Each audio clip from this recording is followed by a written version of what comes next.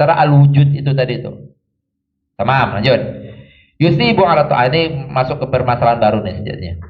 Yusibu ala ta'ati wa yu'aqibu illa ayya'fuwa aw yaghfiru ghairu musyrik.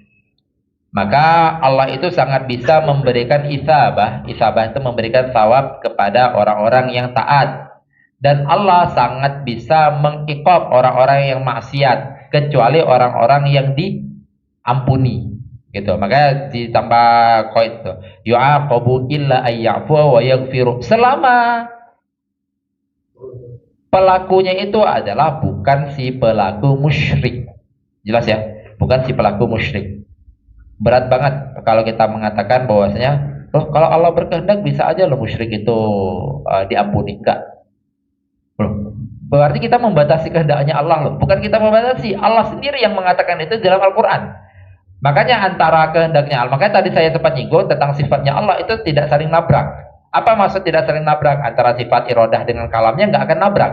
Berarti irodahnya itu adalah yang ta'aluk dengan kalam. Kalamnya itu adalah yang ta'aluk dengan ilm. Ilmnya itu ada, semuanya itu berketerkaitan.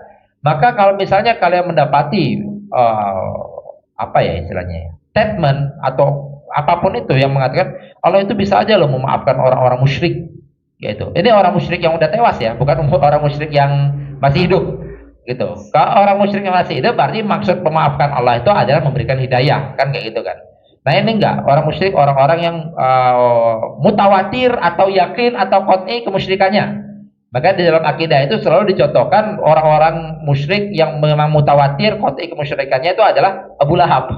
Abu Lahab memang mutawatir dalam Al-Qur'an dinas. Bangga banget itu ya, saya tersebut dalam Al-Qur'an ini. Nama salah satu surat kayak itu disandingkan seperti nama Nabi, ada surat Muhammad, surat Nuh, surat ini, surat Abu Lahab. Allah. Kacau itu. Oke. Berarti ini, maka hati-hati dengan statement kita mengatakan itu orang-orang musyrik yang meninggal itu bisa aja Allah ampuni. Itu hati-hati, bahaya dengan akidah kita. Kenapa? Itu karena akan nabrak dengan kalamnya Allah, gitu. Allah itu innallaha yaghfiru kulla. Allah itu mengatakan Allah mengampuni semua dosa, bisa aja mengampuni semua dosa kecuali orang-orang musyrik. Musyrik itu adalah suatu kezaliman yang paling parah gitu. Kita aja nggak adil terhadap makhluk itu adalah zalim, apalagi nggak adil kepada Tuhan. Nah, ketidakadilan tertinggi itu adalah menyekutukan Tuhan. Itu ketidakadilan tertinggi itu. Gitu. Paling luar biasa kita, misalnya kita berbuat baik pada orang, terus dia berterima kasihnya kepada yang lain, itu luar biasa kita kecewanya itu. Berarti kan nggak adil banget ya ini. Nah ini bagaimana Tuhan yang sepanjang nafas dia itu memberikan nyawa, memberikan rezeki, memberikan makan, semua kesehatan, terima kasihnya ke yang lain. Itu kan luar biasa ketidakadilannya itu, atau luar biasa zalimnya. Makanya zulmun kabir itu, zalim terbesar itu adalah kemusyrikan itu sendiri. Lanjut. Wa yaghfiru ghairal musyriki 'alal wa yaghfiru ghairal musyriki. Terus yu'aqibu itu 'alal ma'siyah, yang menjadi ininya adalah 'alal ma'siyah itu tadi. Allah itu sangat bisa mengitabah orang taat, sangat bisa mengiqab orang maksiat. Kecuali orang maksiat ini bertaubat atau diampuni sama Allah selain musyriknya. Walau itsabatul 'asi wa ta'dzibul muti'. Nah ini kebalikannya. Allah itu juga sangat bisa memberikan thawab kepada orang bermaksiat dan juga memberikan azab kepada orang yang taat. Makanya jangan bangga dengan ibadah. Nggak perlu kebanggaan, nggak ada kebanggaan dalam ibadah. Dalam pencapaian itu nggak ada kebanggaan, biasa aja. Itu misal kita memiliki pencapaian apa gitu, nggak ada kebanggaan di situ. Makanya momen dunia itu nggak ada yang perlu dibanggakan, jelas ya. Wah ini menyampaikan momen dunia dapat LC Ma'asyaraf nggak ada yang dibanggakan, itu adi semua itu. Itu pemberian Tuhan semua itu. Gitu. Tapi membanggakan Tuhan memberi itu baru boleh. Dalam artian apa? Saya bangga Tuhan, saya memiliki Tuhan yang memberi gitu. Itu luar biasa, itu diacukan jempol. Tapi saya bangga karena saya bisa ini. Ya, itu jangan seperti itu. Makanya puncak daripada orang memahami usul Islam, usul iman, puncaknya apa? Usul ihsan. Gitu. Saat kita mengetahui ibadah apapun yang kita lakukan nggak ada kebanggaan. Gitu. Jadi nggak ada momen dunia, kata-kata orang itu sama sekali nggak mengurangi perspektif Tuhan kepada kita. Gitu. Dan kata-kata orang juga nggak menambah perspektif Tuhan kepada kita. Kita adalah kita di mata Tuhan, kayak gitu. Jadi mau wah sekali, wah jadi caption nanti nih. Oh, jadi real. Oke. Jadi nggak ada orang ini. Allah itu bisa mentakdzibul muti, itu aja tuh fungsinya tuh. Allah itu bisa mentakdzibul muti gitu. Kalau kita aplikasikan ke dunia kita sekitar ini atau ke sehari-hari kita, Allah itu bisa memasyarafkan, memuntas masyarakat orang-orang rebahan, kan gitu kan? Jadi ya kan? Gitu. Jadi jangan apa kayak kiat-kiat Anda bisa memuntas masyarakat. Oh, saya belajar minimal 20 kali ngulang. Oh, ternyata ada saya rebahan. Berarti aji semua itu. Jelas ya? Gitu. Bahkan Allah bisa merosipkan orang yang ngulang 50 kali. Nah, seperti itu. Itu kan berarti apa Mas? Itu yang dinamakan dengan ta'dzibul muti. Kalau yang awal tadi isabatul aksi. Allah bisa memuntas masyarakat orang-orang yang rebahan, orang bisa merosipkan orang yang ngulang 50 kali gitu. Nah, ini nih. Jadi kan oh iya gampang tuh ingatnya tuh, kan ada sekitar kita. Tapi ini bukan tentang itu ya. Tapi ini bukan tentang rosip dan najah. Lanjut. Wa ilamud dawab. Allah juga bisa mengilamud dawab wal atfal. Ilam itu apa? Ilam itu adalah a'lam. A'lam itu berarti memberi rasa sakit. Berasal dari kata-kata alama atau alima. Alima itu kan alima ya alamu itu kan sakit. Ilam itu berarti memberikan rasa sakit atau memberikan azab gitu aja deh. Memberikan azab atau memberikan rasa sakit gitu aja. Rasa sakit.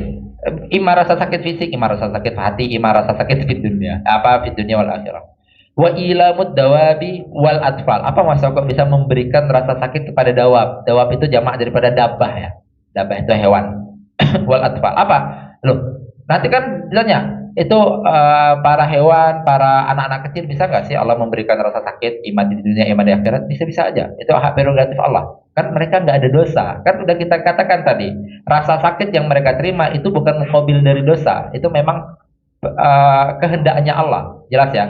Surga yang didapati sama orang-orang yang beribadah itu bukan muqabil daripada ibadah. Itu memang hak prerogatifnya Allah. Jelas ya. Maka surga ibadah kita sendiri itu adalah hak prerogatifnya Allah.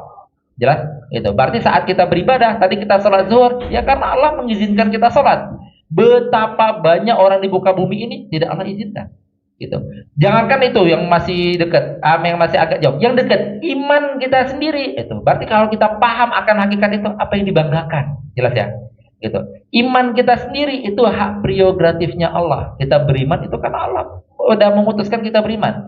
Betapa banyak orang di muka bumi ini hebatnya luar biasa, ngafal ini, ngafal itu, pintarnya luar biasa, tapi belum dihadiahi iman sama Allah. Makanya itu kita bersyukurnya luar biasa. Iman aja itu adalah hal yang kita syukuri. Lah kok bisa nggak dapat ini, ngeluh, nggak dapat ini.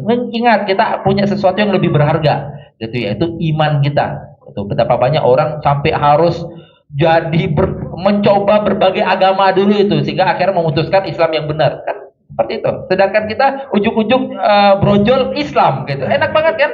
Gitu. Itu adalah keluar biasaan dari Tuhan. Nah ini, maka kita harus pahami bahwasanya siksaan dan semua pujian dan semua balasan itu bukan muqabil dari apa yang kita lakukan. Itu semua, itu yang disampaikan apa? Itu semua adalah murni dari suka-sukanya Tuhan. Jelas ya? Gitu. Makanya ini ada kata-kata wa ilamud dawab wal atbal. Allah itu sangat bisa menyakiti hewan-hewan gitu ya. Padahal kan nggak punya dosa. Kok bisa hewan ini kesakitan ya? Padahal dia pernah salah apa sama Tuhan ini? Ada hewan lagi kesakitan gitu kan? Dia ada salah apa nih sama Tuhan kok bisa ini? Ente gara-gara nyuri lauk ente kan zolim kata ya, makanya kesakitan. Kan nggak mau kobil itu. Ya itu memang Tuhan aja yang mau berbuat seperti itu. Dan Allah bisa membuat atau bisa menyakiti anak kecil.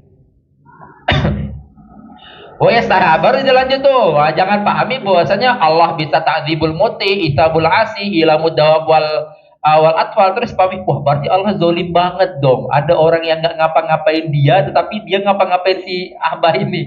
Kan gitu kan, nggak ada. Zolim itu adalah suatu diksi yang dimana kalau seandainya dia punya hak, itu namanya zolim. Gitu, jelas ya. Dan makhluk mana yang di depan kholiknya itu punya hak? Nggak ada. Gitu. Kita itu mau dibunuh, mau sakit ini, mau sakit itu, apa hak kita depan Tuhan? Gitu. Kita adalah milik Tuhan, jelas ya maksudnya. Zalim itu adalah diksi kalau seandainya kita punya hak, lalu diperlakukan tidak sesuai dengan hak, itu namanya zalim. Jelas nggak maksudnya? Nah, pertanyaannya, apa hak hamba di depan Tuhannya? Gak ada hak apapun. Jangankan hak hamba depan Tuhan ya, hak budak depan Sayyid aja gak ada. Gitu. Makanya Sayyid ngebunuh budak itu gak kena kisos. Kenapa? Karena budak itu gak punya hak depan Sayyid. Sayyid itu mengambil semua hartanya budak, nggak kena mencuri ini harus mengganti, nggak kena saroko, nggak kena apa, enggak. Kenapa? Karena nggak ada hak sama sekali di depan Sayyid. Apalagi seorang hamba di depan Tuhan. Jelas ya, gitu. Nggak ada hak apapun kita di depan Tuhan itu. Makanya Tuhan mau buat kepala kita setengah, Tuhan mau buat tangan kita setengah, Tuhan mau buat kita itu kesusahan ini itu. Lah kok kita katakan, kok Tuhan zolim banget sama saya? Loh, Tuhan punya hak apa sama antum? Jelas ya, yang ada itu adalah antum banyak hak sama Tuhan. Jelas ya, maksudnya kita punya banyak hak sama Tuhan. Apa? Tuhan udah kasih nyawa, Tuhan udah kasih pompa darah, Tuhan udah kasih segala otot-otot kita bisa jalan, Tuhan udah kasih suara, Tuhan udah kasih semua proses pencernaan. Kita yang punya, kita yang banyak banget, atau Tuhan itu yang banyak banget hak bagi kita. Jelas ya, gitu. Dalam artian apa? Banyak banget hak Tuhan yang nggak kita lakukan, gitu. Tetapi Tuhan itu sama sekali nggak punya hak untuk kita. Jelas? Itu, atau kita itu nggak punya hak di depan Tuhan.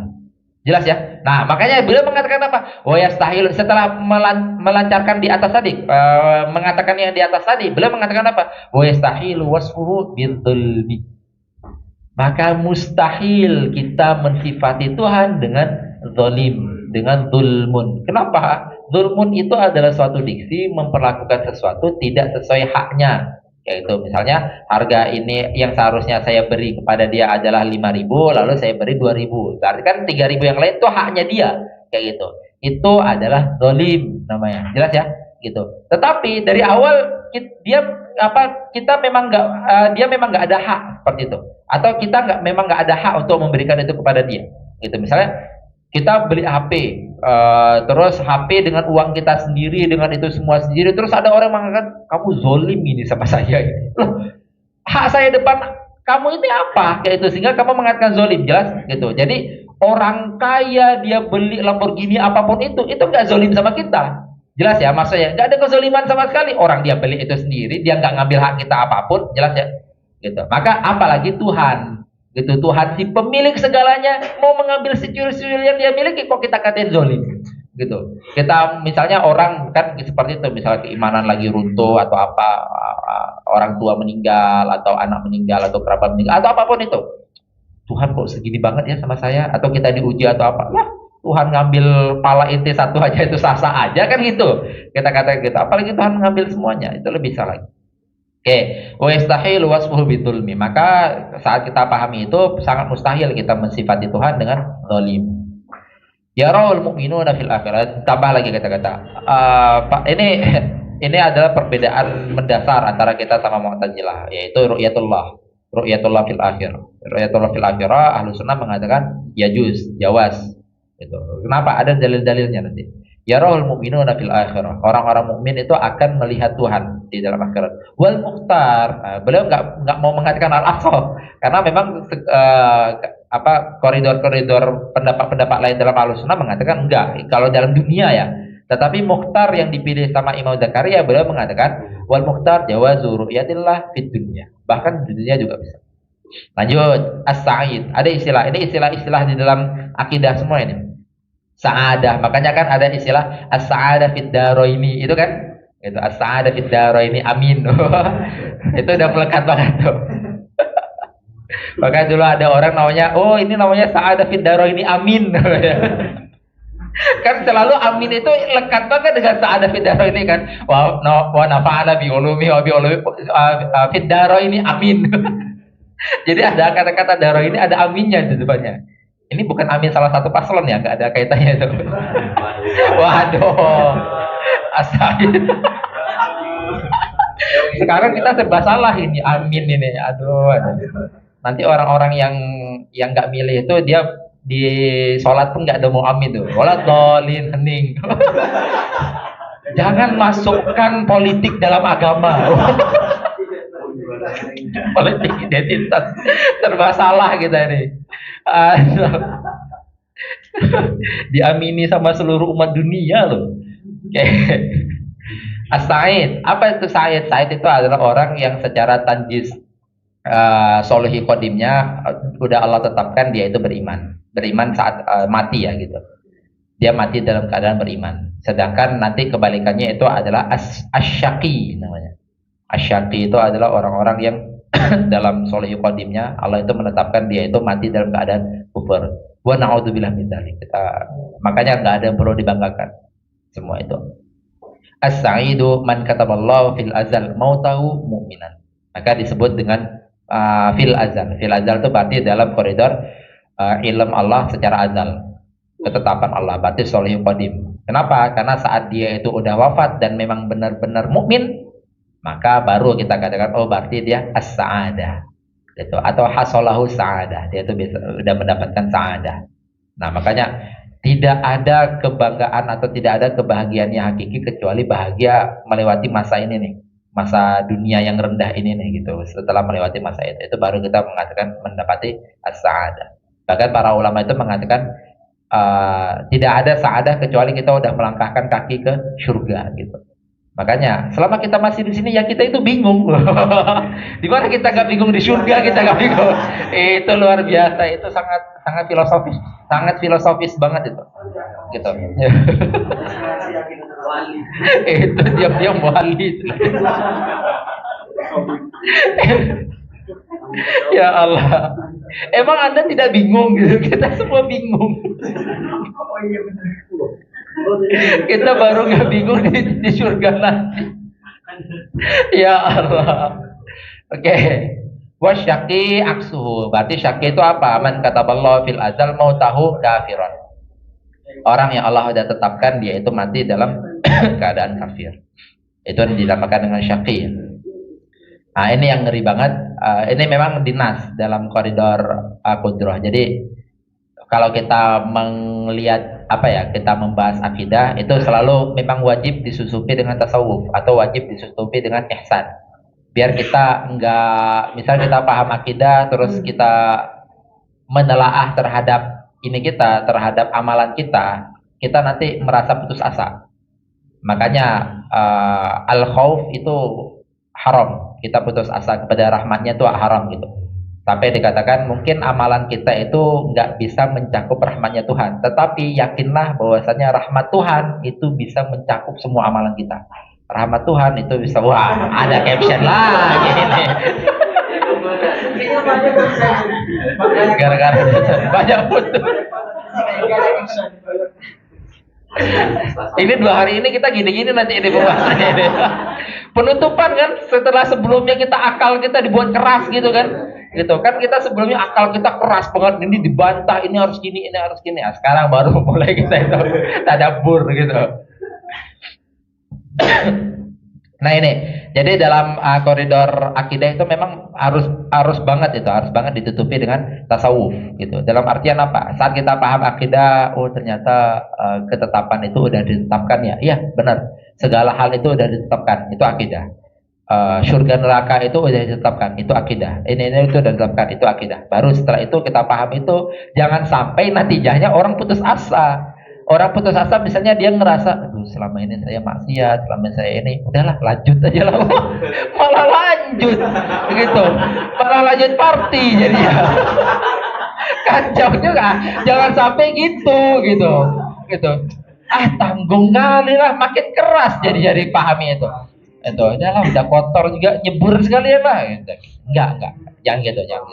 Makanya disusupi dengan tasawuf dalam artian apa? Tapi jangan sampai semua ketetapan yang kita udah tahu tadi itu kita menjadi putus asa. Jangan sampai kita putus asa dari rahmatnya Tuhan. Gitu.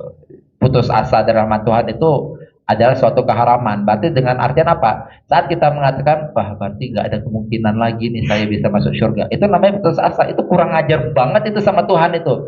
Bisa memasangkan sesuatu yang sangat mungkin bagi Tuhan, kita katakan nggak mungkin. Gitu kan gitu. Itu kan namanya suul adab banget itu sama Tuhan. Betul, berarti nggak mungkin lagi nih saya diterima taubatnya, atau nggak mungkin lagi nih saya bisa menjadi orang baik, atau udah belajar 10 kali nggak paham, nggak mungkin lagi saya paham ini. Itu sangat luar biasa kurang ajar sama Tuhan, namanya itu. Jelas ya? Padahal kenapa? Karena setelah itu Tuhan bisa memahamkan semua ilmu sekaligus. Gitu, jelas? Itu sangat bisa. Nah, saat kita paham itu, maka kita didinginkan hatinya. Gitu. Didinginkan hatinya. Nah, ini dua lafaz ini yang berat nih. Tsumma la yatabaddalani. Ini adalah nas-nas yang atau lafaz-lafaz yang dinas langsung sama Nabi. Kayak gitu. Ngeri banget. Yang dikatakan orang udah ditetapkan surga walaupun dia itu ngelakuin selama hidupnya ngelakuin segala hal yang dimana itu adalah bentuk perlakuan ahlu neraka, lalu akhirnya udah ditetapkan ketetapan bagi dia wafat dalam keadaan Islam atau wafat dalam keadaan iman, dia masuk surga.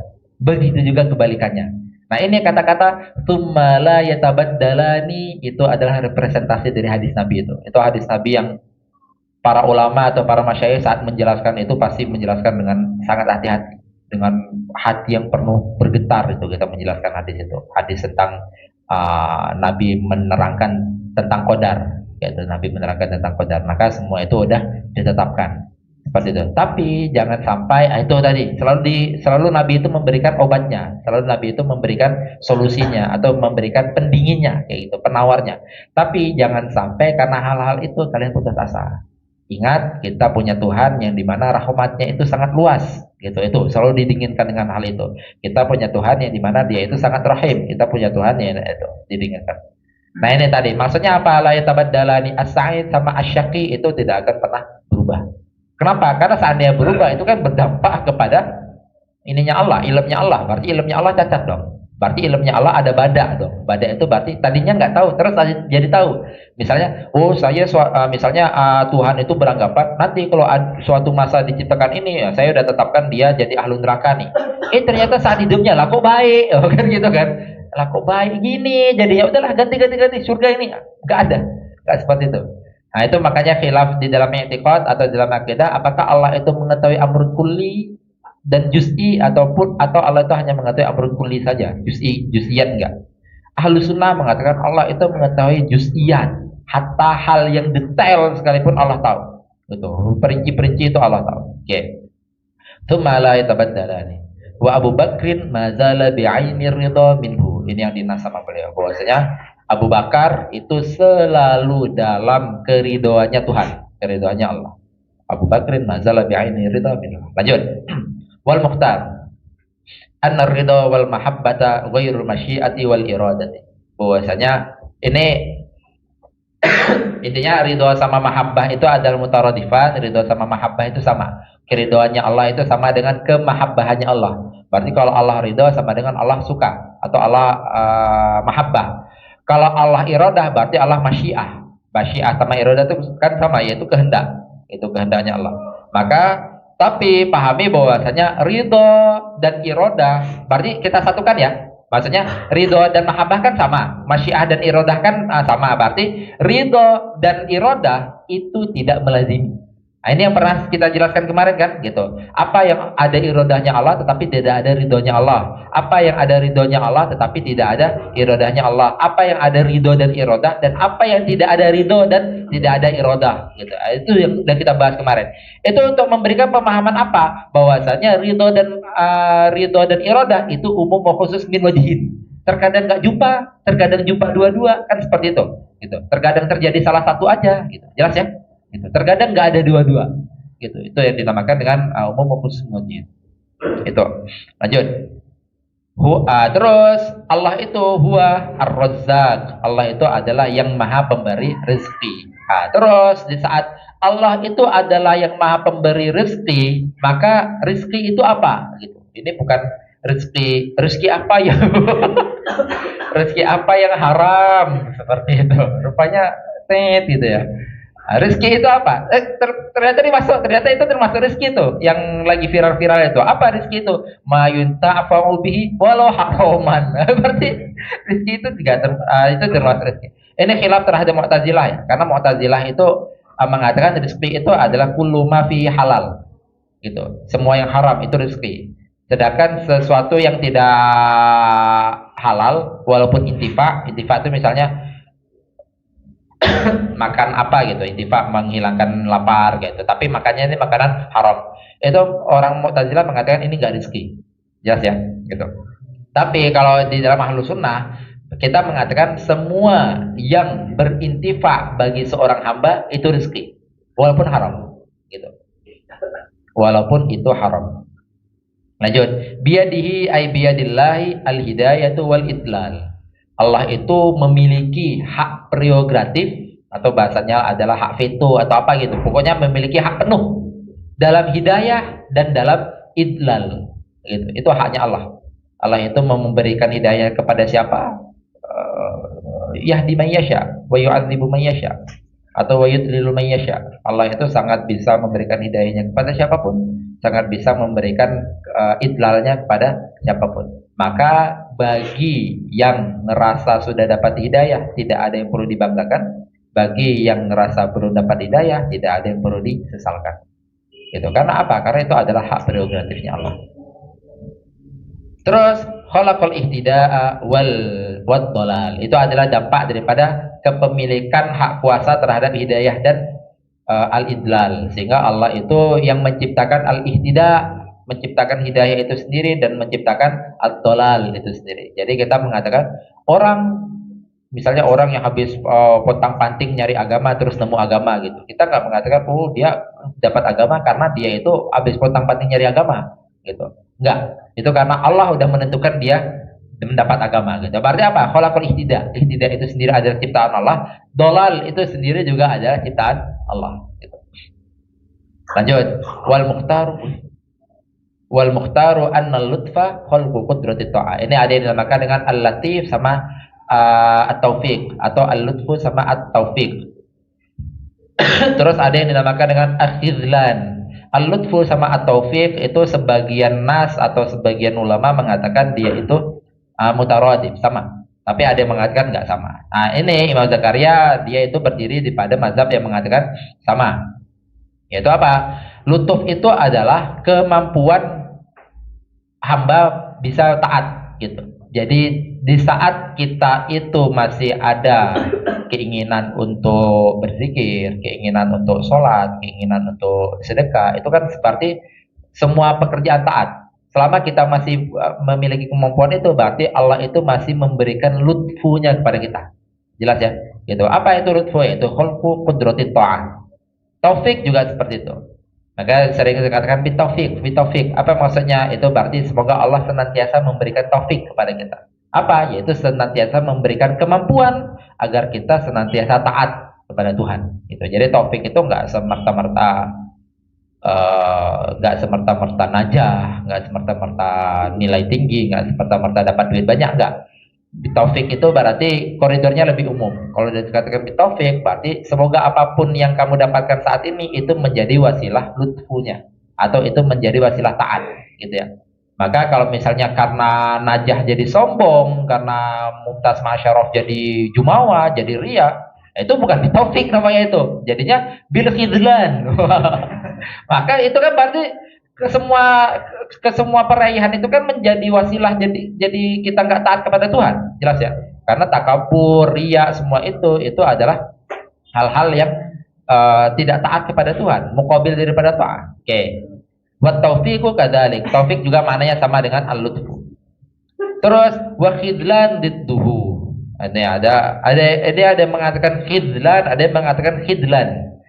Di kitab kalian dal atau zai? Za ya. Ya berarti za, khidlan. Lanjut. Wal khatmu wat tab'u wal akinnatu wal akfal. Itu ya kita simpan lafadznya aja. Wal khatmu wat tab'u wal akinnatu wal akfal itu adalah khalqud dalalati fil qalbi. Di situ. Berarti di saat hati cenderung kepada kesesatan, hati cenderung kepada kemaksiatan, hati cenderung kepada kekufuran. Nah, itu berarti ada ini nih. Ada al-khatmu, at-tab'u, al-kinnatu wal akfal. Terus selanjutnya wal mahiyati maj'ulatun fil asl wal khulful lafzi. Ini saat dikatakan wal mahiyati itu lebih kepada al-mahiyat al-mumkinat.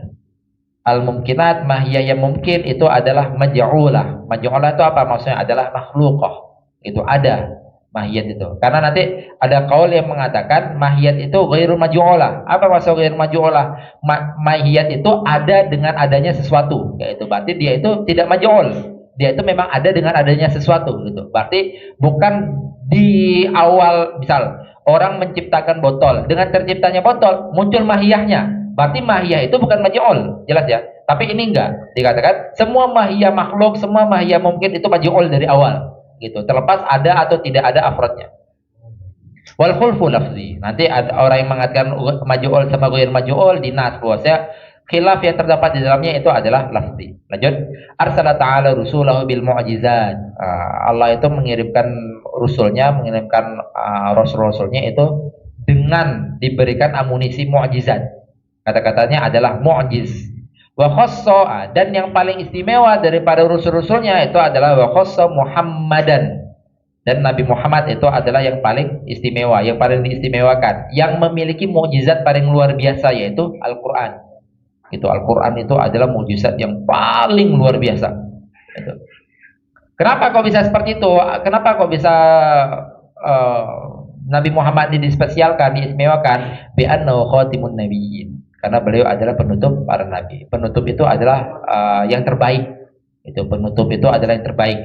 Makanya pahlawan itu datang di akhir. Wah, anak muda India itu jadinya. Bi'annahu khatimun nabiyyin. Gitu. Dan juga Nabi Muhammad itu al-mab'utsu ilal khalqi kafatan. Itu. Nabi Muhammad itu kalau misalnya nabi-nabi yang lain itu dia itu mab'uts ila ummatihi saja. Nabi-nabi yang lain nih, Nabi Isa diutus untuk umatnya Nabi Isa. Nabi Musa diutus untuk umatnya Nabi Musa. Nabi-nabi yang lain diutus untuk umatnya Nabi yang lain. Umatnya saja, maka Nabi Muhammad mab'uts ilal khalqi kafatan. Maka Nabi Muhammad diutus untuk seluruh makhluk, bahkan makhluk dari awal, yaitu untuk seluruh makhluk. Nabi Muhammad itu diutus untuk seluruh makhluk. Al-mufaddalu alaihim, dan Nabi Muhammad itu adalah yang paling afdol di antara semua makhluk. Semua makhluk, apapun itu yang paling afdol, maka Nabi Muhammad itu yang terafdol di antara semua makhluk. Dan salah satu antara semua makhluk ini adalah ya para malaikat dan para nabi. Yaitu berarti Nabi Muhammad itu adalah yang paling afdol, ciptaan yang paling luar biasa, ciptaan Tuhan yang paling luar biasa. Tsummal anbiya. Terus setelah Nabi Muhammad, siapa yang paling afdol dari semua makhluk? Itu adalah para nabi. Nah, para nabi ini nanti khilaf saat dikatakan apakah para nabi itu semua nabi, baik nabi yang tersebut ataupun nabi yang tidak tersebut. Karena kan nabi itu ada nabi yang tersebut yang itu wajib diimani, ada nabi yang tidak tersebut yang tidak wajib diimani. Nabi yang tersebut itu adalah yang dinas di dalam Al-Quran dan dinas di dalam Al-Hadis. Itu nabi yang disebut. Yang totalnya jumhur ulamanya mengatakan 25. Gitu. Walaupun itu khilaf ya, gitu, khilaf. Kenapa? Karena nanti ada yang mengatakan bahwasanya ada kaul yang mengatakan Imran itu termasuk nabi, ada kaul yang mengatakan Zulkarnain itu termasuk, itu khilaf intinya.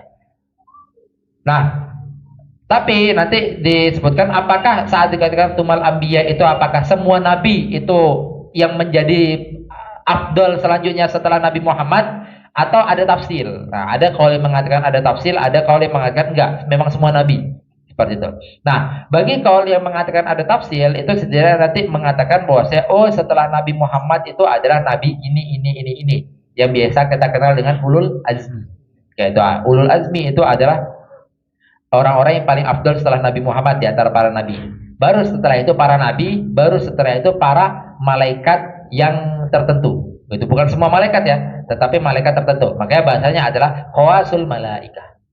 Itu malaikat-malaikat terpilih. Nah, malaikat terpilih itu apa? Yaitu malaikat-malaikat yang ternas di dalam Al-Quran dan juga malaikat yang ternas di dalam hadis. Gitu. Yang kita kenal dengan malaikat yang 10 itu.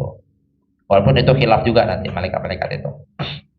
Lanjut, mukjizat itu apa? Tadi belum nyebut mukjizat di atas. Mukjizat itu adalah amrun khariqun lil 'adati makrunun bit tahaddi ma'adamil mu'aradah. Ini sempat disebut juga sebelumnya ini. Mukjizat itu adalah amrun khariqun lil 'adah. Perkara yang di luar nalar sehat gitu ya. Nalar sehat. Nalar sehat itu apa? Perkara yang di luar kejadian normal itu. Maka dikatakan khariq. Khariq itu fima makna dengan kharij. Gitu. Khariqun atau kharijun lil 'adah.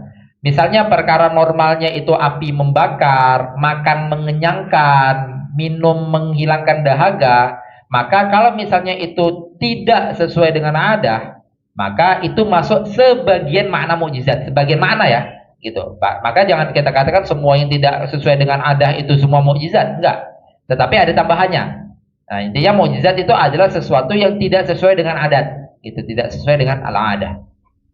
Yang dimana makrunun bitahadi, makrunun bitahadi, yang dimana biasa selalu dibarengi dengan tantangan di awalnya. Makanya muncul tantangan.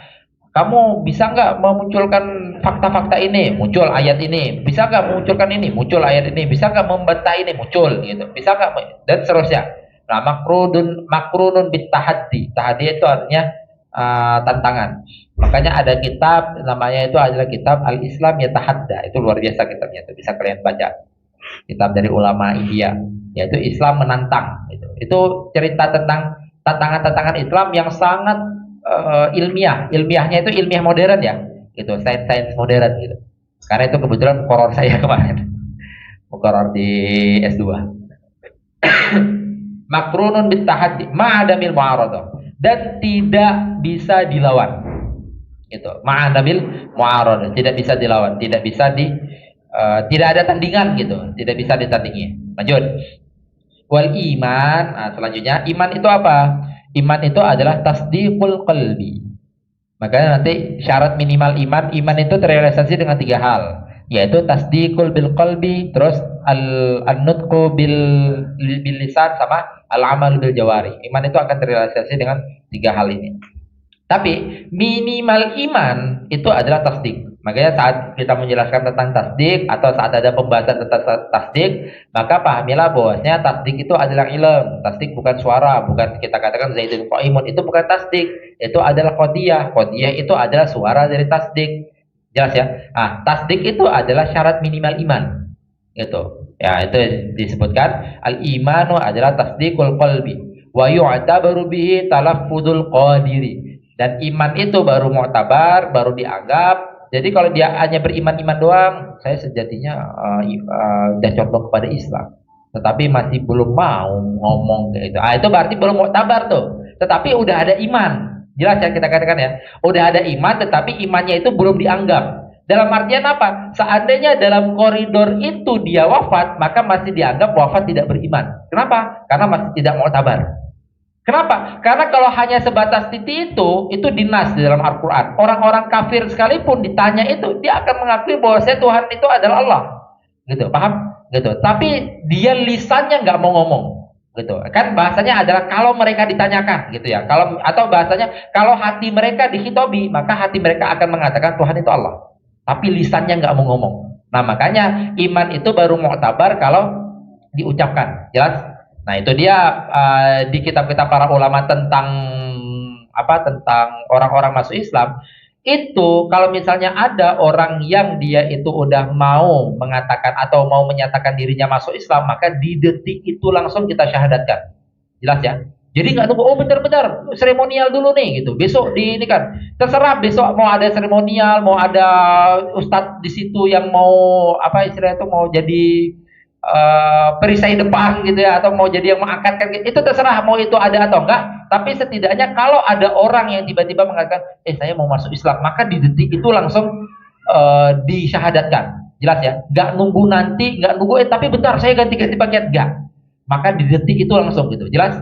Kenapa? Karena seandainya misalnya dia ngomong sama teman nih, kita punya teman gitu ya. Kita punya teman yang dia itu non-muslim, tiba-tiba dia ngomong sama kita, saya mau masuk Islam. Maka di detik itu langsung asyhadu. Langsung gitu. Itu memang seperti itu. Memang langsung di detik itu langsung disyahadatkan. Kita jangan mengatakan, bentar ya biar saya panggil ustadz dulu, nanti biar saya syahadatkan. Enggak. Syahadat itu enggak butuh ustadz. Syahadat itu butuh melafazkan asyhadu alla ilaha, itu aja. Jelas? Gitu. Maka enggak. Kenapa? Karena nanti dibahas seperti itu. Karena seandainya dalam fatrah misalnya dia katakan temannya ngomong, saya mau masuk Islam. Bentar ya, saya ganti pakaian dulu misalnya. Atau saya wudhu dulu biar biar sempurna atau biar mantap gitu momennya gitu kan. Atau bentar saya panggil ustadz dulu atau apapun itu. Maka seandainya di fatrah itu dia wafat, orang nomor 1 yang paling bersalah si orang Islam ini tadi ini. Jelas ya. Maka itu nanti dianggap bahwasanya ini si orang Islam ini tadi karena dia menunda keimanan seseorang yang itu udah nyata di depan mata bisa beriman, dia adalah orang yang paling bodoh sedunia. Itu dinas itu. gitu. Dia sampai dikatakan abladun nas gitu. Manusia paling balit dikatakan, manusia paling paling bodoh dikatakan seperti itu. Nah itu makanya nggak boleh. Nah maka kalau kita ngelihat, loh tapi di Indonesia tuh sering kok orang Islam pasti orang mau masuk Islam pasti tunggu itu. Ya itu hanya seremonial atau itu hanya formalitas, itu terserah. Tapi setidaknya detik dia ngomong mau masuk Islam langsung detik itu disyahadatkan. Jelas ya? Gitu. Oke, itu tadi. Agar apa? Agar nggak tertunda, agar tidak terlewati karena kita sangat menyayangkan setiap waktu, setiap detik, setiap menit yang dilewati oleh orang-orang kafir dan mereka masih kafir. Kita sangat menyayangkan itu. Maka seandainya ada celah dia mau menyatakan, mau menghentikan detik itu tadi agar dia menjadi iman, maka jangan sampai satu detik pun terlewati padahal dia udah bisa beriman, tapi kita membiarkan dia masih kafir. Jelas? Maka itu sampai di nas bahwasanya ini adalah abladun nas gitu. Orang yang paling balit gitu, orang yang paling bodoh kalau misalnya dia itu mau menyiarkan walaupun 1 detik, 2 detik. Ini bukan 1 detik, 2 detik. Sampai kayaknya minggu depan baru ada seremonial lagi. Seremonial di masjid tunggu Jumat kan gitu biasa ya kan? Nunggu momen kayak gitu. Lah tunggu Jumat ntar gimana dia nggak sholat Jumat? Gitu. Oh dia sholat Jumat habis itu syahadat kan belum Islam. Kocak itu jadi. Oke, itu berarti talafuz itu dia menjadi yang mu'tabar gitu. Atau dalam artian kalau ditalafuzkan baru mu'tabar. Sehingga kalau baru sekedar tasdik bil qalb saja belum talafuzkan keburu meninggal, maka nggak dianggap imannya. Terus yang dimana talafuznya itu lil qadir. Lil qadir itu jangan maksa, orang nggak bisa ngomong dipaksakan. Ayo asyhadu gitu. Jadi susah juga kan. Gelap juga itu nanti ya. Oke, talafuznya dengan apa? Bisyahadataini. Syarton la syatron. Syarton ya, la syatron.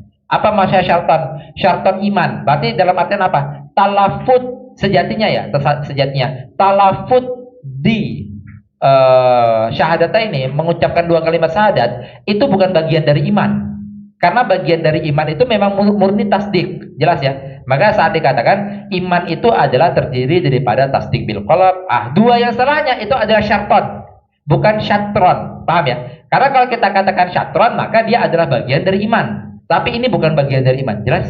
Oke.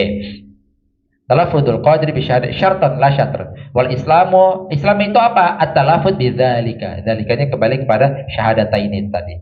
At-talaffuz bidzalika itu baru nanti dikatakan dengan Islam. Saat dia kan tadi kalau iman tasdikul qalb. Nah, saat udah katakan asyhadu alla ilaha illallah, maka itu Islam. Udah masuk Islam. Makanya syahadat itu masuk ke dalam rukun Islam. Jelas ya? Itu syahadat itu masuk ke dalam rukun Islam. Maka dari itu salat itu yang kedua. Nah, itu kan ngeles-ngelesnya. Kenapa nggak salat dulu? Salat yang kedua. Yang pertama itu syahadat. Kan sering banget orang-orang pakai gitu. Orang makin berilmu itu makin luar biasa ngelesnya nanti itu. Oke, lanjut. Wa yu'tabaru fihi al-iman. Tetapi untuk Islam itu jadi mu'tabar, maka harus ada tasdiqul qalb dulu gitu. Sehingga akhirnya orang cuma ngomong asyhadu alla ilaha illallah wa asyhadu anna muhammadin rasulullah. Hatinya masih enggak beriman kepada Allah, maka enggak mu'tabar Islamnya. Ya, walaupun secara zahir kita udah mengatakan dia Islam. Kenapa? Karena dia udah melakukan rukun Islam. Oke. Nah, wa yu'tabaru fihi ay fil Islam al-iman. Wal ihsan, apa itu ihsan? An ta'budallaha ka'annaka tarahu fa illam takun tarahu fa innahu yarak. Itu adalah Islam. Kita beribadah kepada Allah. Beribadah itu apapun ya. Umum banget koridor ibadah itu. Ibadah itu apapun. Ibadah itu adalah semua ketaatan. Itu adalah ibadah. Semua ketaatan yang kita lakukan seakan-akan kita melihat Allah atau menyaksikan Allah. Atau kita mengetahui, yakin akan wujudnya Allah. Atau kalau kita belum mampu itu, maka yakin aja bahwasanya Allah melihat kita. Gitu. Maka itu tadi kuncinya akhirnya kerucutnya apa tentang ihsan. Maka akhirnya kita mengatakan segala pencapaian kita itu kan Allah. Segala kehancuran kita, segala keambiaran kita gitu ya, segala kerungkatan kita gitu, itu karena Allah. Selama itu masih ketetapan Allah kan kita tenang gitu. Yang penting, yang penting jangan ketetapannya si fulan. Walaupun memang itu secara wasilah gitu ya, secara wasilah saya rugi gara-gara fulan, berarti kan secara wasilah gara-gara fulan yang menetapkan kita rugi, atau saya hancurnya gara-gara dia gitu, berarti kan secara wasilah dia itu. Tapi tetap kita katakan semua ini secara hakikat ketetapan Allah. Itu ihsan. Itu sehingga kita tenang. Oh, ini masih ketetapan Allah, bro.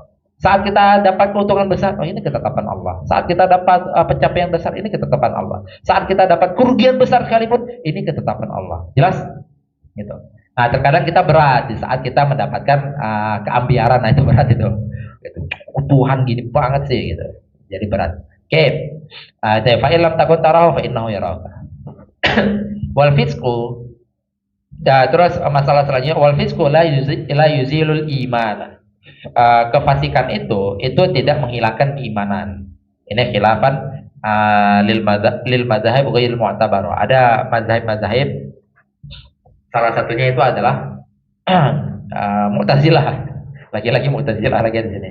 Mu'tazilah itu makanya itu ceritanya kenapa terjadi i'tizal. I'tizal kan itu udah masyhur bagi kita ya. I'tizal itu siapa? Wasil bin Atta. Wasil bin Atta itu yang enggak setuju. Di saat dikatakan dia nggak setuju kalau ada orang yang melakukan dosa besar ada kesempatan masuk surga gitu ya. Saya nggak setuju ini nggak adil ini. Gitu. Akhirnya dia mengatakan apa? Dia mengatakan enggak. Tapi kalau kita mewajibkan dia masuk neraka berat juga. Kok Tuhan kita representasikan? Ya Tuhan, antum wajib antum gitu ya. Ya Tuhan, engkau wajib memasukkan ini ke neraka berat juga kalau seperti itu. Akhirnya muncullah manzilah baina manzilata ini tengah-tengah itu. Nggak dapat surga, nggak dapat neraka, fana jadinya. Gitu. Nah, di sini kita mengatakan al-fisqu la yuzilul iman. Itu adalah ahlus sunnah. Kefasikan itu tidak menghilangkan keimanan. Gitu. Lah kok bisa ngelakuin bid'ah dikit langsung dikatakan kafir? Kan ngeri kali. Berarti kan saat dikatakan kafir menghilangkan keimanan jadinya. Nah, kefasikan itu tidak menghilangkan keimanan. Wal mayyitu mu'minan fasiqan. Adapun orang yang mati selama dia masih keadaan mukmin walaupun dia fasik tahtal masyiah, maka dia itu dalam kehendaknya Allah yu'aqibu tsumma yudkhilul jannah au yusamih. Maka dalam kehendaknya Allah bisa membuat dia itu masuk surga baik ada atau tanpa ada siksaan. Jelas ya? Nah, maka dikatakan sini yu'aqibu tsumma yudkhilul jannah, imma dia itu disiksa dulu terus masuk surga atau dia itu diberikan tasamuh. Dalam artian apa? Enggak dapat siksaan sama sekali, padahal fasik atau padahal pendosa gitu, enggak dapat siksaan sama sekali. Maka dia masuk surga. Bisa. Setidaknya apa? Intinya dua kemungkinan itu baik dapat siksa dulu atau masuk surga atau langsung masuk surga dulu. Dua kemungkinan itu mengisbat bahwasanya orang mukmin pasti masuk surga. Jelas ya? Selama dia masih ada iman, pasti masuk surga. Gitu. Makanya tauhid itu adalah suatu hal yang luar biasa. Tauhid itu adalah suatu hal yang berharga. Lah kok bisa ada orang udah bertauhid gara-gara satu kesalahan ditakfir? Kafir nih, itu nggak boleh. Ini wajib halal darahnya. Ngeri kali. Terus wa awwalu syafi'in wa aulahu nabiyyuna Muhammad. Syafaat pertama, orang pertama gitu ya, orang pertama yang memiliki syafaat dan syafaat yang paling besar wa aula syafi' gitu. Orang yang memiliki syafaat yang paling besar itu adalah siapa? Itu adalah Nabi Yuna Muhammad gitu. Dan para umatnya kita selalu berdoa nih saat baca-baca kayak ini, kita berdoa semoga kita nanti mendapatkan syafaat Nabi Muhammad. Amin. Di dalam akhirat kelak. Wala yamutu ahadun illa bi ajalihi.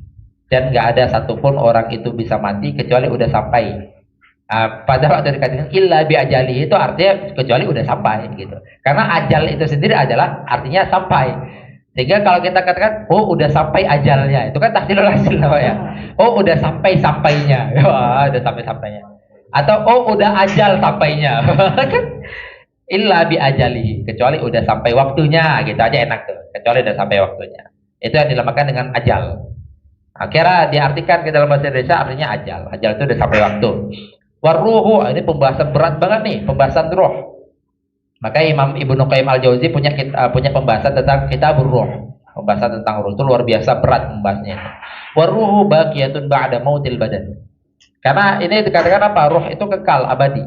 Gitu. Itu khilaf besar antara Ahlus Sunnah itu juga khilaf besar saat mau mengisbat bahwasanya ruh itu baqo atau enggak. Bako itu dalam koridor saat tiupan sangkakala digaungkan, apakah ruh itu masih bako atau enggak? Gitu. Jelas ya?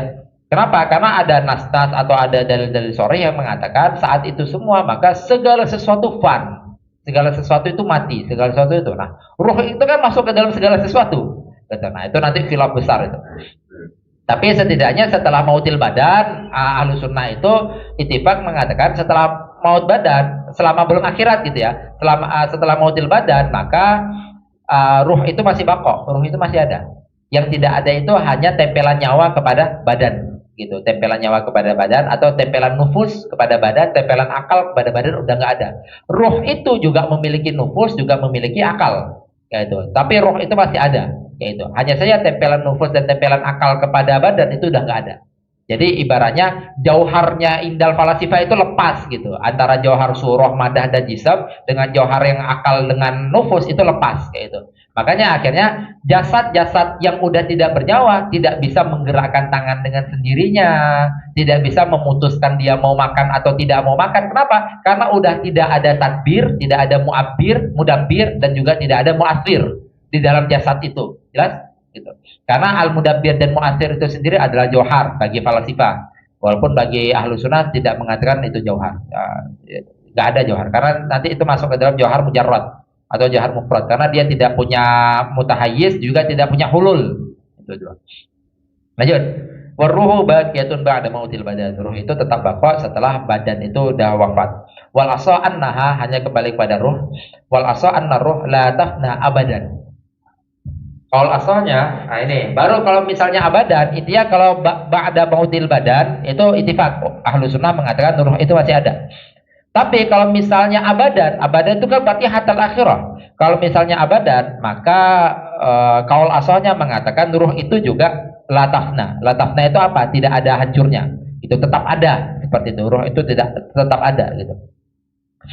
Terus ka'ajbiz dzanab gitu. Seperti apa? Seperti khilaf yang terjadi dalam ajbud dzanab. Ajbud dzanab itu adalah tulang ekor.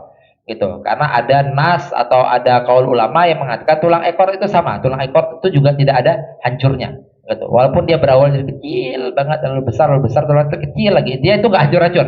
Jelas ya. Nah, tulang ekor itulah sel yang dititipkan oleh seorang bapak di rahim seorang ibu, lalu tercipta ada tulang ekornya. Tulang ekor saat sudah diciptakan, maka dia itu nggak ada hancur-hancurnya. Maka di nas, dan itu secara ilmiah memang terbukti bahwasanya jasad itu saat dikuburkan dalam koridor berapa minggu hancur ininya, dalam koridor berapa bulan hancur ininya, dan benar-benar hancur semua dalam koridor 2 tahun. Jelas ya, dalam koridor 2 tahun. Makanya makan 2 tahun atau 5 tahun gitu intinya. Udah pasti hancur semua. Kecuali orang-orang yang jasadnya dijaga. Orang-orang yang jasadnya dijaga itu ratusan tahun sekalipun darahnya itu masih ngucur. Itu luar biasa. Itu udah nggak masuk nalar lagi itu. Nah, tadi sampai mana? Tulang ekor. Nah, kecuali tulang ekor gitu. Jadi tulang ekor itu mau jasad ribuan tahun sekalipun, tulang ekor masih akan tetap ada. Jelas ya? Itu dikatakan. Nah, makanya nanti disebutkan atau dinas bahwasanya nanti manusia itu dibangkitkan dari tulang ekornya. Gitu. Manusia itu saat di akhirat dibangkitkan kembali yaumul bi'tsah, hari kebangkitan, maka dikatakan kan hari kebangkitan. Hari kebangkitan manusia itu dibangkitkan, diciptakan ulang dari tulang ekornya. Gitu. Makanya tentang ruh itu tidak akan hancur atau tidak akan fana gitu ya, tidak akan fana dalam artian dia tetap bako. Itu seperti ajbud dzanab, seperti halnya tulang ekor juga itu tidak akan hancur. Wa haqiqatuha lam yatakallam 'alaiha nabiyyuna. Haqiqatuha hanya kembali kepada roh. Hakikatnya roh itu Nabi tidak pernah membicarakan itu. Walaupun Nabi pernah membicarakan, tetapi selalu Nabi itu memberikan global-globalnya saja. Itu berarti nggak sampai membicarakan hakikat. Gitu. Maka beliau mengatakan fanumsiku anha. Maka kita mesti menahan diri dari membicarakan itu, membahas roh itu apa, ini apa itu. Selayaknya kita menjaga diri atau menahan diri. Terus wa karamatul auliya haqqun. Kenapa beliau mengatakan gini? Karena ada kelompok, ada firqah, ada taifah yang menafikan karomah, mengatakan karomah itu nggak ada. Tapi imam-imam mereka mengatakan ada karomah, imam yang lain nggak ada karomah. Gitu. Nih ada kelompok yang mengatakan karomah itu nggak ada. Tapi di sini dikatakan karomah aulia itu hakun, karomah aulia itu ada. Aulia itu waliullah. Wala tahtastu bi ghairi nahwi waladin bila walidin khilafanil kusyairi. Dan karomah itu tidak dikhususkan harus berbeda dengan mukjizat. Intinya ya, saya kasih gambaran intinya atau saya kasih makna yang mau disampaikan. Karomah itu tidak dikhususkan atau bahasa lainnya adalah tidak dibatasi, gitu ya. Tidak dibatasi, harus beda dengan mukjizat. Berarti dalam artian apa? Bisa saja karomah itu sama dengan mukjizat. Apa? Menghidupkan orang mati. Apalagi mukjizat-mukjizat yang pernah ternas itu. Batu menjadi apa? Batu menjadi unta, keluar air dari tangan, apapun itu mukjizat. Tongkat bisa membelah laut, itu apa? Karomah juga bisa seperti itu. Loh, yang mentafrik antara mukjizat sama karomah apa kalau bisa sama bentuknya? Yang mentafrik itu adalah taqwiyatur rusul. Itu yang mentafrik. Mukjizat itu datang dengan fungsi untuk menguatkan kenabian, jelas. Sedangkan karomah itu datang dengan fungsi untuk menguatkan kewalian, jelas. Gitu. Nah itu yang mentafrik itu. Kenapa? Karena seorang yang nabi itu pasti dia sebelumnya udah mengklaim diri nabi. Sedangkan wali sewali-walinya apapun, dia nggak pernah mengklaim dirinya nabi. Itu tafriknya. Walaupun nanti kemampuannya atau karomahnya itu sama dengan mujizat, maka wali juga bisa memiliki kemampuan yang sama dengan karomah itu juga bisa memiliki kemampuan yang sama dengan mujizat. Kalau kebakaran lagi tuh apa? Kenapa lagi dia? Membersihkan tangga. Oh, kirain kebakaran lagi kayak kemarin. Kenapa? walaupun kita ada kayak tadi. Oh enggak, sisi itu enggak. Tadi maksudnya adalah bentuknya. Oh. Gitu. Wali itu juga bisa, nggak ada tahadi, gitu. Bisa jadi tahadi, bisa jadi nggak ada. Intinya beda dengan ini, beda dengan mujizat. Tadi bukan sisi itunya ya, tapi sisi bentuknya, gitu. Misalnya karomah itu juga bisa berbentuk menghidupkan orang mati. Karomah itu juga bisa berbentuk membuat orang yang pincang seumur hidup jadi bisa jalan. Kan itu kan mujizat-mujizat Nabi yang terkenal. Karomah itu juga bisa berbentuk menjadikan batu jadi unta, kayak gitu. Karomah itu juga bisa berbentuk membelah lautan, bisa. Gitu. Ini kalam ini maksudnya ini wala tahtasu bi ghairi nahwi. Jadi karomah itu tidak dibatasi selain waladin bila walidin. Itu kan mujizat. Itu apa maksudnya? Ada anak tanpa ada bapak. Kayak itu. Maka karomah bisa seperti itu. Misal kita katakan karomah itu bisa berbentuk, misal dia mengatakan ini kalau saya lemparkan ini kena orang, dia bisa melahirkan. Padahal dia itu nggak punya suami sama sekali, dia itu nggak pernah berhubungan sama sekali, apapun bisa. Jelas ya? Nah ini, maka dicontohkan ini. Ini kan mujizatnya Nabi Isa. Yaitu Nabi Isa itu bisa ada tanpa bapak. Ya itu kan awal lahir aja dia udah mujizat gitu, jelas ya? Nah, maka dikatakan gitu. Maka karomah itu tidak dibatasi itu. Karomah itu bisa mencakup mujizat, gitu. Bukan bisa mencakup mujizat dalam artian bentuknya, kemampuannya, kayak gitu. Tapi loh, lantas apa yang membedakan? Membedakan adalah klaim kenabian, gitu. Kalau mujizat berasal dari orang yang mengklaim diri nabi, itu mujizat nanti namanya. Tapi kalau misalnya karomah enggak, gitu. Karomah enggak ada wali. Justru kalau dia mengklaim diri nabi ya bukan wali namanya jadinya. Jelas ya maksudnya? Wala tahtassu bi ghairi nahwi waladin bila walidin. Khilafan lil Qusyairi. Salah satu yang ikut Imam Qusyairi ini adalah Imam Subki sendiri di dalam Jamul Jawami, ikut pada ini. Berarti mengatakan bahwasanya tapi bedanya karomah itu berbeda dengan mukjizat dalam kemampuan. Maka nggak ada karomah yang bentuknya seperti mukjizat, nggak ada. Nah, khilafan lil Qusyairi. Lanjut, wala nukaffiru ahadan min ahlil qiblah. Ahlan, aduh ini udah mulai ada darah sini, udah mulai harus cepat-cepat ini. Wala nukaffiru ahadan min ahlil qiblah 'alal mukhtar. Ini yang kita harus berhati-hati banget mentakfirkan. Makanya saat mentakfirkan, kufur itu ada kufur amali, kufur i'tiqadi. Saat dikatakan kufur ini adalah kufur i'tiqadi. Kita sama sekali jangan sampai mengkafirkan secara i'tiqad orang-orang yang ahlul kiblat. Ahlul kiblat itu apa? Lihat dia masih sholatnya ngadep kiblat ya. Oh itu terlepas dia itu mau ahli zina, mau ahli mabuk gitu, mau ahli party gitu ya. Mau ahli apapun itulah gitu, tukang apapun itu maksudnya, tukang apapun itu, maka kita tetap mengatakan selama dia masih ahlul kiblat, masih tauhid atau masih muwahhid, maka dia tidak bisa kita kafirkan gitu. Makanya Imam Malik itu pernah menas, kalau kamu memiliki 99 alasan untuk mengkafirkan orang, lalu kamu masih memiliki satu alasan untuk menganggap dia itu beriman, maka pilih yang satu alasan itu. Jelas ya? Nah ini sekarang malah kebalikan. Dia itu punya 99 alasan untuk mengislamkan orang, untuk mengimankan orang, hanya satu alasan untuk mengkafirkan. Langsung kafir. Halal darahnya. Jadi lumayan untuk gitu. Lumayan untuk kita ini makin gak sesak dunia ini. Ngeri banget itu kata-kata seperti itu. Itu kafir, halal darahnya, ngeri kata-kata. Makanya disebutkan di sini apa? Wala nukaffiru ahadan min ahlil qiblati 'alal mukhtar. Kita sama sekali tidak mengkafirkan satu pun siapapun dari orang-orang ahlul kiblat. Lanjut. Wa nara, ini yang terakhir nih, terakhir. Wa nara anna 'adzabal qabri wa su'alal malakaini wal ma'arij. Dia semua ini. Ya, dia udah paham ya arti-artinya. Azab kubur, soal dua malaikat, yaitu wal ma'ada jismani. Apa maksudnya ma'ada jismani? Terciptanya lagi jasad. Gitu. Berarti kan hari kebangkitan gitu maksudnya. Hari kebangkitan, terus jasad yang udah hancur ini lagi apa? Terkumpul lagi lalu tercipta lagi kayak itu, atau yang memang udah fana sama sekali, udah lagi ya, ada lagi seperti itu. Terus dari di kalian ada stripnya nggak di sebelum wahwa sampai tawakuf kan?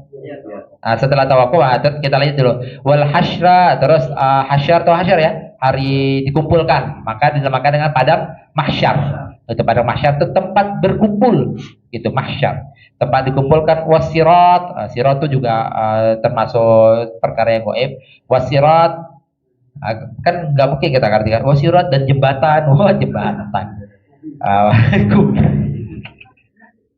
Lah kok bisa dan kubri gitu ya.